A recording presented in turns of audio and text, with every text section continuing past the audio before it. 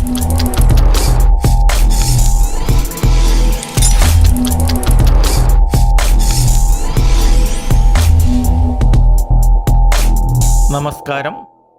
Keralam മറന്നുപോകുന്ന 10ാമത് green ഫെസ്റ്റിലേക്ക് എല്ലാ മാന്യ പ്രേക്ഷകരെയും സ്വാഗതം ചെയ്യുന്നു.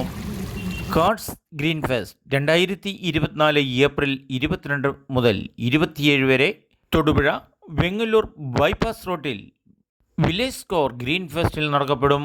10ാമത് ആഘോഷം മെയ് 15 വരെയും നിലനിൽക്കും.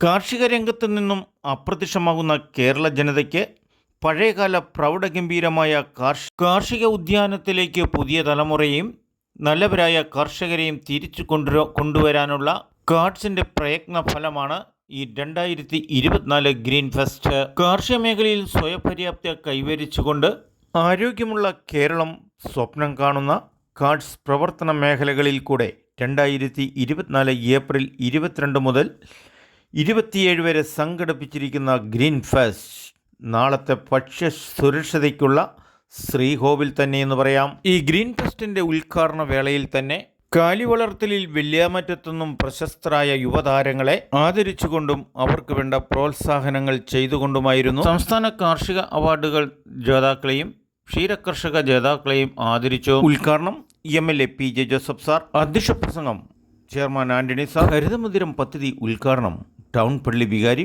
ഫാദം സ്റ്റാലിൻ കുന്നിൽ. കുട്ടിക്കർഷകരെയും കർഷകരെയും ആദരിച്ചത് PG Rajasekharan, ward councillor N Raveendran, hotel association president MN Babu, സംസ്ഥാന കാർഷിക അവാർഡ് ജേതാവ് ബൈജു മുതുമലയ്ക്കൽ, ദേശീയ ക്ഷീരകർഷക അവാർഡ് നേടിയ Shine KB, Idukki press club secretary Jais Vattappally, കത്തോലിക്ക കോൺഗ്രസ് പ്രസിഡന്റ് ജെയിംസ് പറയംനിലയിൽ. മേളയിൽ കാലം മറന്നുപോകുന്ന 10ാമത്തെയും അപൂർവ ഇനം വിത്തുകളും മേടമാസത്തിൻ്റെ തനിമയും വിത്ത് മഹോത്സവവും ചക്ക മഹോത്സവവും മാമ്പഴ മേളയും ആരോഗ്യപരിപാലനത്തിനുള്ള മെഡിക്കൽ ക്യാമ്പുകൾ കാർഷിക മേളയ്ക്ക് തുല്യ പ്രാധാന്യം നൽകിക്കൊണ്ടുള്ള കാർഡ്സ് ഗ്രീൻ ഫെസ്റ്റ് ആരോഗ്യ കേരളം സ്വപ്നം കാണുന്ന നിരവധി ഉൽപ്പന്നങ്ങളുടെയും മേളയായിരുന്നു. ഇടുക്കി ജില്ലയിൽ പ്രത്യേകിച്ച് തൊടുപുഴയിലെ കർഷകരിൽ വലിയ സ്വാധീനം ചെലുത്തിയിട്ടുണ്ടെന്നുള്ള ഒരു തർക്കവുമില്ല. അപ്പോൾ അതിലേക്ക് സാറിൽ നിന്ന് പ്രചോദനം ഉൾക്കൊണ്ട് നടത്തുമ്പോൾ അതിൻ്റെ ആശയപരമായ കാഴ്ചപ്പാട്, ആശയപരമായിട്ടുള്ള പ്രവർത്തന രീതി അത് നിലനിർത്തിക്കൊണ്ട് മുന്നോട്ട് കൊണ്ടുപോകണമെന്നുള്ള അടിസ്ഥാനത്തിലാണ് കഴിഞ്ഞ ദിവസം ഞങ്ങൾ ഒരു മാസം മുന്നേ സ്വാഗത സംഘം വിളിച്ചു. അപ്പോൾ എല്ലാവരും ഒരേ സ്വരത്തിൽ പറഞ്ഞൊരു കാര്യം, നമുക്ക് വലിയ തോതിലുള്ള ചെലവ് വേണ്ടമാനം കൂട്ടിക്കൊണ്ടുള്ള പരിപാടി വേണ്ട.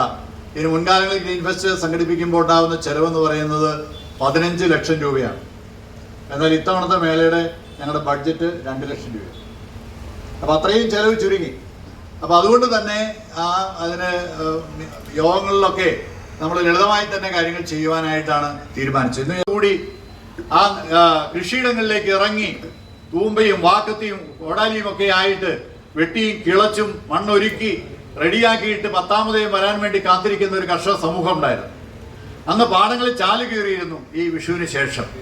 എന്ന് വെച്ചാൽ 10ാമതയും എന്ന് പറയുന്നത് മേടമാസത്തിലെ 10ാമത്തെ ദിവസം തന്നെയാണ്.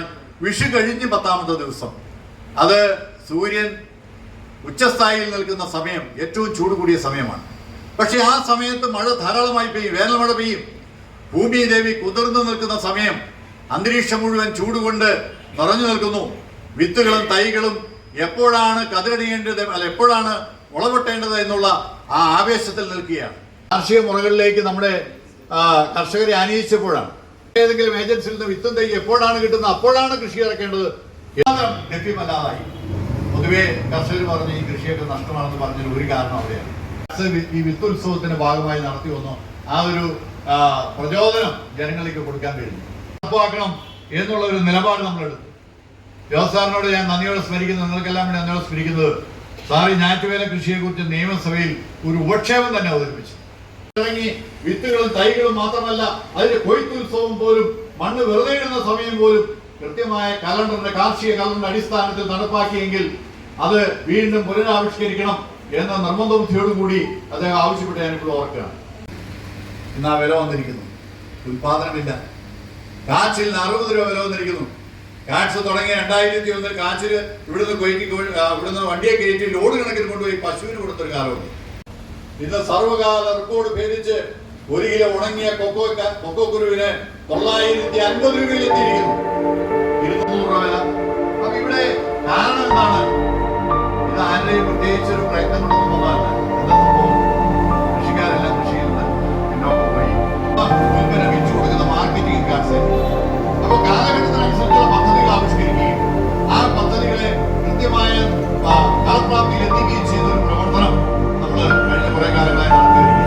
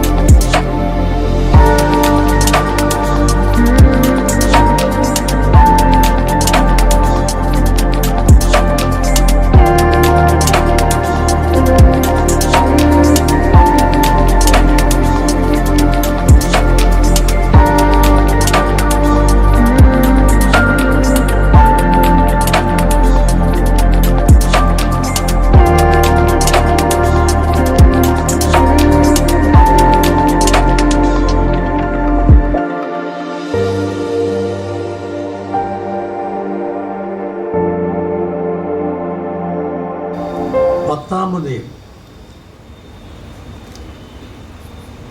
മേടം 10 ശരിക്ക് നാളെയാണ് ദിനം. ഏപ്രിൽ 23.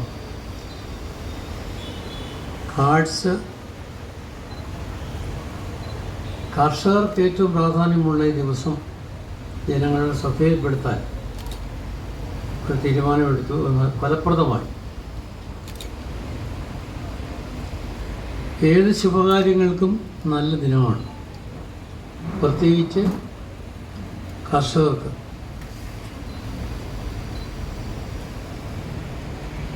ഇത് പറഞ്ഞ പോലെ വേനൽ മഴയൊന്നും കൃത്യമായിട്ട് കിട്ടണമെന്നില്ല. ഓഗസ്റ്റ് കഴിഞ്ഞാൽ പിന്നെ തൈ നടാനുള്ള സമയമാണ്. അതുകൊണ്ട് ഒരു മാറ്റം വരുത്തിയിട്ടുണ്ടായി. തൈകളുടെ വിതരണം, എല്ലാ തൈകളും, അത് ആഫീസ് അല്ലെങ്കിൽ എഴുത്തുകുത്തുകൾ നടത്തിയ സമയം കഴിഞ്ഞ് വേനൽ തുടങ്ങുമ്പോൾ വിത്ത് വിതരണം ചെയ്ത് തൈകൾ വിതരണം നടത്തുന്നില്ല. ഇവിടെ ഈ വിത്ത് മഹോത്സവം ഈ സമയത്ത് വിത്തുകൾ ലഭ്യമാക്കാനുള്ള ഒരു ശ്രമമാണ് ശ്രീ അനിൽനാഥ് നടത്തുന്നത്.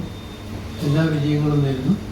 സ്റ്റോളുകളൊക്കെ തുടങ്ങി ഈ സംരംഭകരുടെ ഉൽപ്പന്നങ്ങൾ ഞങ്ങളെ പറ്റി പ്രോത്സാഹിപ്പിക്കേണ്ട കാര്യങ്ങളാണെന്ന് മാത്രം പറഞ്ഞു.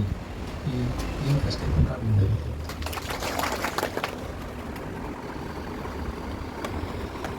കാർഷിക മേഖലയോട് ഹൃദയത്തിൽ ഒരല്പമെങ്കിലും ചായ്വുള്ളവർ തന്നെയാണല്ലോ നമ്മളെല്ലാവരും. ഭൂമി വെറുതെ കിടക്കുന്നതും കാട് പിടിക്കുന്നതും നല്ല കർഷകന്റെ മനസ്സിൽ നൊമ്പരങ്ങൾ ഉണ്ടാക്കും. ഈ തൊടുപുഴ പട്ടണത്തോട് ചേർന്ന് കാട് പിടിച്ചു കിടക്കുന്ന എത്രയോ സ്ഥലങ്ങൾ, പ്രഭാതത്തിൽ ഞാൻ ബലിയർപ്പണത്തിന് ചില സ്ഥലങ്ങളിൽ പോകുമ്പോൾ ഈ പട്ടണത്തിന്റെ സമീപത്ത് തന്നെ കുറുക്കൻ കൂകുന്ന ശബ്ദം കേട്ടാൽ അത് ഇന്ന് അതിശയത്തിന്റെ കാരണമല്ല. ഇവിടെ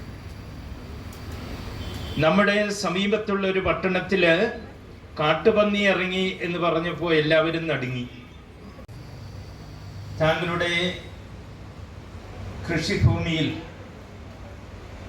എൻ്റെ ഇടവകയിലെ യുവജനങ്ങളുടെ നേതൃത്വത്തിൽ ഒരു വർഷത്തേക്ക് ഏത്തവാഴ കൃഷിയോ കപ്പ കൃഷിയോ നടത്താൻ ഞങ്ങൾക്ക് താല്പര്യമില്ല. ഒരുപക്ഷെ നമ്മൾ ഊഹിക്കുന്ന പോലെയല്ല. ശ്രീ ഷൈന് 300 പശുക്കളുണ്ട്. 300 പശുക്കളുടെ രക്ഷകനാണ് ഇരിക്കുന്ന ഷൈൻ.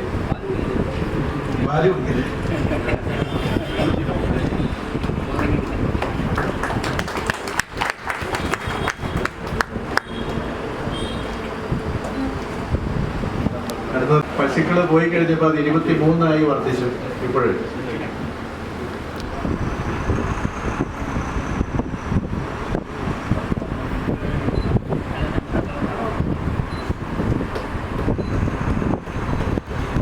എനിക്ക് സംസ്ഥാനത്ത് ഏറ്റവും കൂടുതൽ മിൽമയ്ക്ക് ഏറ്റവും കൂടുതൽ പാല് നമ്മൾ ഈ വർഷം അളന്നതിനാണ് എനിക്ക് ക്ഷീര സഹകാരി അവാർഡാണ് ഈ വർഷം കിട്ടുന്നത്. പിന്നെ 2021-22 വർഷത്തിൽ സംസ്ഥാനത്തെ മൃഗസംരക്ഷണ വകുപ്പിൻ്റെ ഏറ്റവും മികച്ച ക്ഷീര കർഷകനുള്ള അവാർഡ് ലഭിച്ചായിരുന്നു. പിന്നെ ഈ വർഷം തന്നെ എനിക്ക് ദേശീയ തലത്തിലുള്ള പുരസ്കാരവും ലഭിച്ചിട്ടുണ്ടായിരുന്നു. അപ്പോൾ നമ്മൾ കൃഷിയിൽ നിന്നും നമുക്ക് അതായത് ഇതുപോലെയുള്ള അവാർഡുകളും മറ്റുള്ള പ്രയോജനങ്ങളും നമുക്ക് നേടിയെടുക്കാനായിട്ട് സാധിക്കും എന്നുള്ളതാണ് ഇതും. കയ്യാലുകൾ വെച്ച്